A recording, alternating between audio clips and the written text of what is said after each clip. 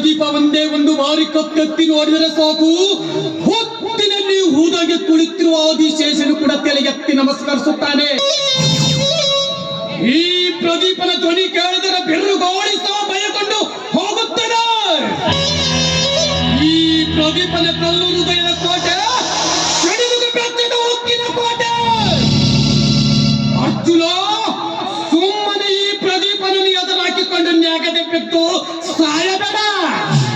ಇವಳೇನು ಸುಮ್ಮನೆ ಒಂದು ಬಿಟ್ಟು ಕೊಟ್ಟು ಹೊರಟು ಹೋಗಿಬಿಡು.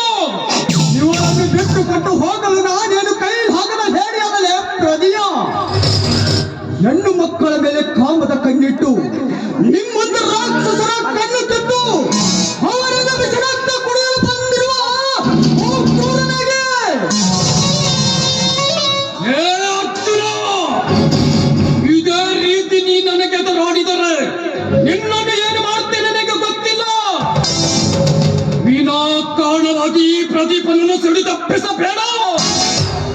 ಇದು ನಿನಗೆ ಫಸ್ಟ್ ಅಂಡ್ ಲಾಸ್ಟ್ ವಾರ್ನಿಂಗ್.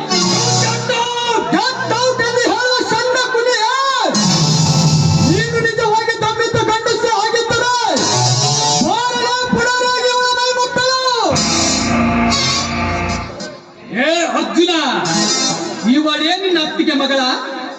ಇಲ್ಲ, ನೀನೇನು ಇವಳ ಮಾವನ ಮಗನ? ಮೇಲಾಗಿ ಇವಳೇನು ನಿನ್ನ ಕೈಲಿವ ರಾಣಿಯ? ಇದೇ ನಿನ್ನ ಸೂರತನ ಎದೆ ಕೋರಿಕೆಯಲ್ಲಿ ತಾಕತ್ತಿದ್ದರೆ ಹಿಂದೆ ನೀನು ಚಿಕ್ಕವನ್ನಿರುವಾಗ ನಿಮ್ಮ ಮನೆಗೆ ಬೆಂಕಿ ಹಚ್ಚಿದ ಆ ಬಂಡ ಪುಂಡರಿಗೆ ತೋರಿಸಬೇಕಾಗಿತ್ತು ನಿನ್ನ ಕೊಟ್ಟೆ ತೂರಾಟವನ್ನು. ಮರೆತು ಹೋದ ನನ್ನ ಮನೆಯ ಸುಟ್ಟ ವಿಷಯವನ್ನು ಮತ್ತೆ ಒತ್ತಿ ಉರಿಯುತ್ತಿರುವ ಬೆಂಕಿಯಲ್ಲಿ ಮತ್ತಷ್ಟು ತುಪ್ಪ ಚೆಲ್ಲಿ ಉರಿ ಹಚ್ಚಿ ಬಿಟ್ಟಿಯ ನನ್ನೊಡಲಲ್ಲಿ.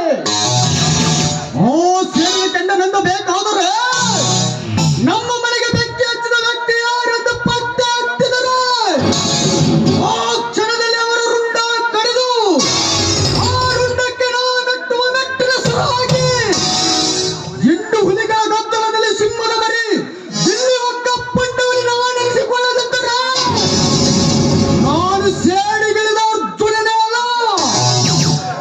ಏ ಅರ್ಜುನ, ನೀನು ಬಂದು ಇವತ್ತು ಕಾಪಿಡಿದ ಮಾತ್ರಕ್ಕೆ ನೀನೇನು ದೊಡ್ಡ ಪಾಳೆಗಾರನ ತಿಳಿಬರಲೇ ಬಚ್ಚ.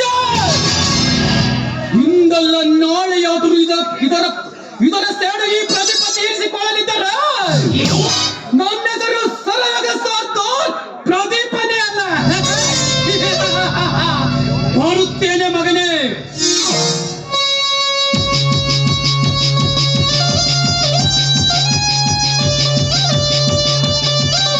ಹೋಗಲೇ ಹೋಗು. ನಿನ್ನಂತ ಷಡ್ಡರ ಗೊತ್ತು ಬೆದರಿಕೆಗೆ ಹೆದರುವ ಏಡಿ ಗಂಡಲ್ಲ ಈ ಅರ್ಜುನ. ಸಮಯಕ್ಕೆ ಸರಿಯಾಗಿ ಬಂದು ಆ ಕಾಮುಕನಿಂದ ನನ್ನ ಮಾನ ಪ್ರಾಣವನ್ನ ಕಾಪಾಡಿದ ನಿಮಗೆ ತುಂಬಾ ಧನ್ಯವಾದಗಳು.